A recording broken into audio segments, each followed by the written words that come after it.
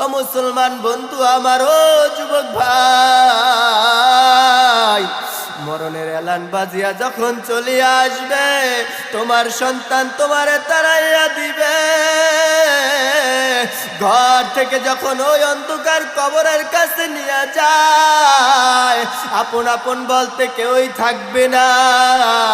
আস্তে আস্তে করিয়া সবাই কিন্তু চলে আসবে, শুধুমাত্র তোমার আমার সঙ্গে একটা জিনিসই থাকবে, নেক আমল থাকবে, নেক আমল, নেক আমল।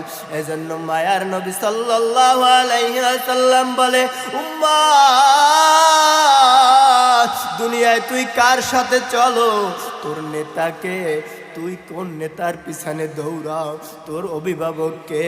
আজ তুমি দুনিয়ায় ওলামায়ে কেরামদের সাথে যদি চলো, তুমি যদি হাফেজে কোরআনদের সাথে চলো, তুমি যদি মাদ্রাসার তালিবুল ইলমের সাথে মোহাব্বত রাখো, হযরত ওলামায়ে কেরামদের কাছে যাও, আমার মায়ার নবী বলে, রে উম্মত, কাল কিয়ামতের ময়দানে তুমি তার সাথে